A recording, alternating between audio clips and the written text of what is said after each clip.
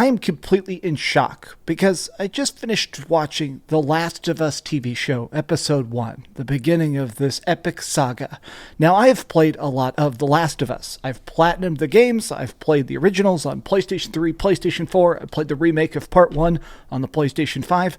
I have a very deep bond with the original Last of Us. In fact, it's still one of my very favorite games of all time, which is part of the reason I kind of thought that, honestly, they would screw this up. Before I watched the show, I'd been listening to a lot of the interviews and stuff where they were talking about how this is the greatest story of all time. It's the first video game that didn't have tons of cartoon violence. Like, a lot of the statements being made by the directors and the writers had me understandably concerned. But now that I've had a chance to watch it, I am just so deeply impressed. But let's talk about that. What's up, gamers? DreamcastGuy here. I hope you're having a great day. If you could like this video and subscribe if you haven't already. So as I film this video, I just watched that first episode, but what I decided to do is a big group of friends came over. Over at my house, we actually did a watch party. I subscribed to HBO Max purely to watch this, and as soon as we saw it, half of the group had played Last of Us, and half of the group had no idea anything about this universe, and what I noticed is that everybody unanimously completely loved it. The special effects, the acting, the story itself, of course. But I have to say, I want to begin by talking about the casting itself. This is the one part of it that feels the most interesting to me, because having Bella Ramsey playing Ellie and Pedro Pascal playing Joel, it feels like a very drastic departure from their video game counterparts. I mean, I'm so used to looking at Joel and Ellie looking and speaking in a particular way, but I have to say, seeing them on screen, they definitely nailed the vibe. The beginning of episode 1 is, of course, the very start of the first game. It starts off showing us before the pandemic, before the spread, before cordyceps took over the brains of billions of people, and seeing a slightly younger Joel talking with his daughter Sarah, interacting with neighbors, actually talking about job sites and stuff with Tommy.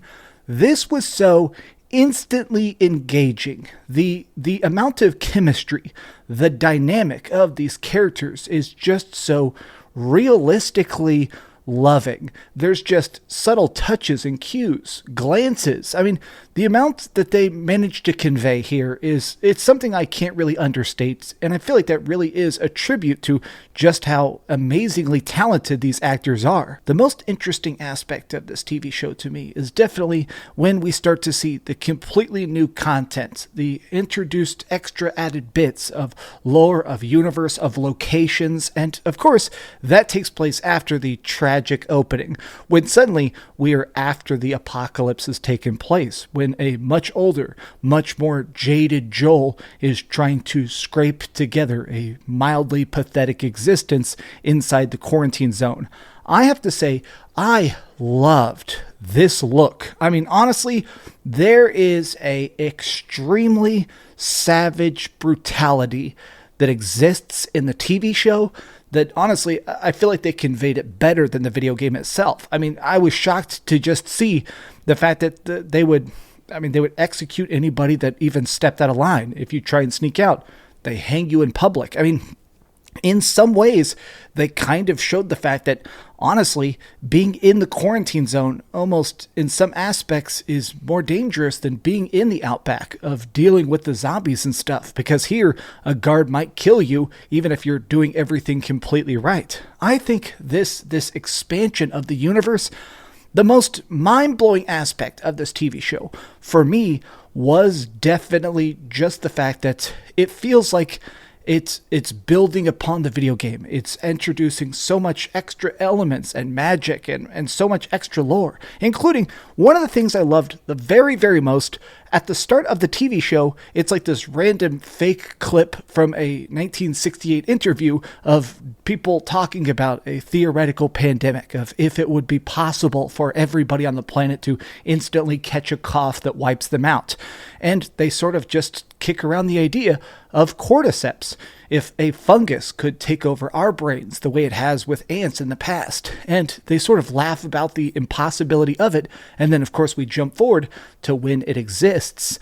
There's something deeply enjoyable about this extra bit of science to it, even if it is obviously just kind of gobbledygook. It's fake, of course, but it reminds me of my favorite elements of Resident Evil. Like, I always kind of loved in the Resident Evil franchise, which I'm completely obsessed with, I like the fake science talk. I like when they're trying to explain why the zombies are zombies. And here, they are just so glorious. They've crafted such a shocking amount of believability. When you're watching this infection spread among the populace, it seems so realistic. It seems so possible because they sort of humor you with this fake science. They sort of set you up. They prime you to really believe the fear that the characters are displaying.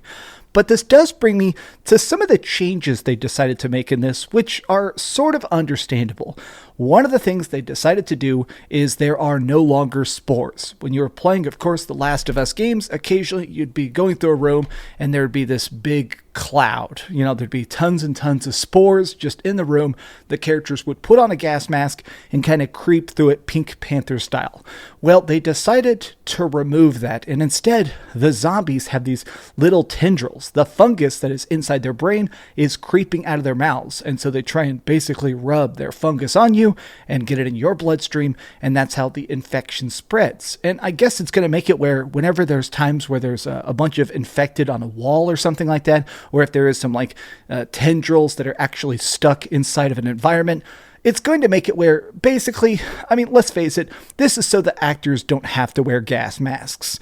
And I understand that, but I did kind of like the spores. I always thought that the spores in the game itself sort of conveyed the omnipresence of this. The fact that the infection is just everywhere. It's literally in the air that you breathe sometimes. And I liked that. So going over to these tendrils, it's a bit goofy, but I mean, it completely makes sense. Now, along with the casting itself, I think that Marlene is perfect. Obviously, Joel is perfect. Sarah is perfect. Tess is extremely seriously done. I think the only character I don't fully love yet, the only actor that to me just looks so different from their video game counterpart that it kind of struck me, something about Ellie, I'm not super invested yet. I'm going to give it a couple more episodes. This original episode is 90 minutes long, so I mean, it's a pretty much a movie, but we didn't get, Ellie really is only in the later part of that episode. So I kind of want to get more time for her to grow on me because it stands. I know this actor is great. I've watched all 8 seasons of Game of Thrones. I've seen this actress before when she was a teeny tiny kid, so seeing her grown up, she's definitely experienced, she's definitely a good actress. She just doesn't quite nail that Ellie vibe yet, at least for me. This universe though, the special effects, the CGI, the amount of practicality they managed to do with a lot of these fights and stuff, it is a very, very visceral experience. Even watching the show, I don't feel like we lose any of the fear that exists in The Last of Us. And I'm still just so stunned. I'm so impressed that they managed to do that right. There are just these little tiny things, like when they're trying to get out of town. At one point, they look up and there's 50 planes trying to land simultaneously, and they're just bumping into each other and crashing, planes just nosediving, probably because they are filled with the infected and they're trying to emergency land so at least somebody can escape alive. Or times when they're walking through the crowded streets and you just see people trying to hide their faces from the police and guards that are supposed to protect them. I love how much this feels different. This feels so separate in the Last of Us universe. And to me, this makes me more of a believer in future Sony projects. I'm still not particularly hyped for the Gran Turismo movie, but now I think they're talking about a Ghost of Tsushima TV show. I know they've said they're doing a God of War show. I hope the creative directors of this, I hope that Sony has tastemakers, a Kevin Feige of sorts, who can help them actually keep this tone, because holy heck did they nail it. Really, the only critique I can even think of is that I don't have more of it right now. I mean, it just ends at such an abrupt point, and I loved the episode so much, I would give it a 10 out of 10. I just want to see more of it. I wish I could right now. I know that some content creators actually have the entire first season.